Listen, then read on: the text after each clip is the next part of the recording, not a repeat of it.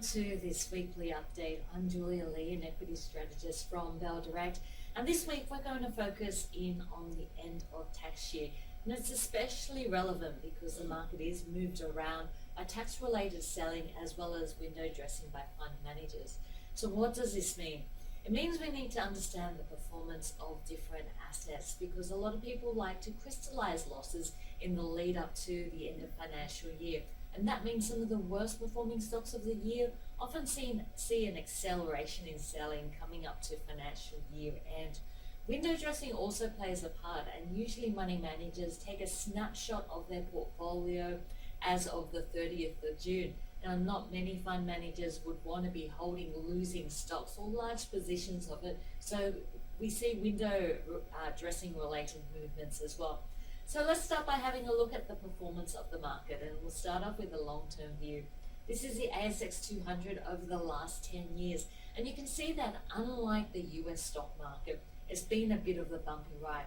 Over in the US, the S&P 500 is still close to all-time record highs, but here in Australia, we've just been bumping along, and in fact, the last financial year has been a pretty difficult one for the market.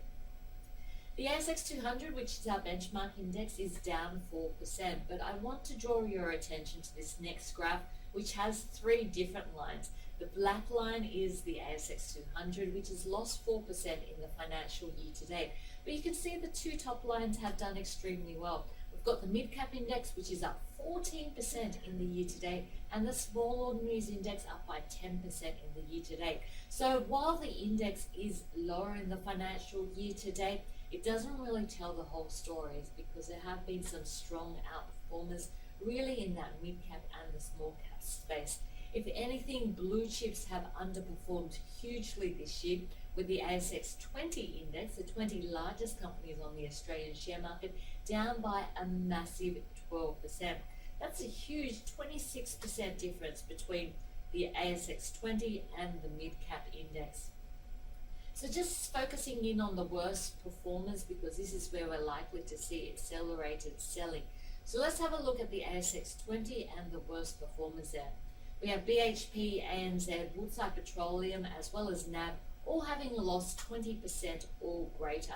And you'll notice in the month to date so far, in June trading so far, all of these stocks are trading lower. So expect to see some type of weakness going into financial year end for these stocks. On the flip side, having a look at the ASX 200 and the big winners, if you're holding any of these stocks, I guess pat yourself on the back because they have been huge winners. We have A2 Milk, Bellamy's, Aconex, BlueScope Steel, as well as APN Outdoor. All of these stocks have increased by more than 120% over the last financial year to date. So lots to consider. We are coming up to the end of the financial year, but also keeping a close eye on Brexit or Remain, and of course the election, which is in early July. Hopefully after July it's a bit of clear sky for the ASX 200 and we can see an improvement for the Australian share market based upon a lot of those commodity based stocks continuing to rise and brokers becoming a little bit more positive in terms of upgrading these commodity based stocks because commodity prices have stabilized. So good luck in the end of financial year. Don't forget, a few things that you can do is prepay interest for your margin loan to deduct the interest in this financial year. Look at crystallizing some of losses. I'm Julia Lee, an equity strategist from Bell Direct. See you next week.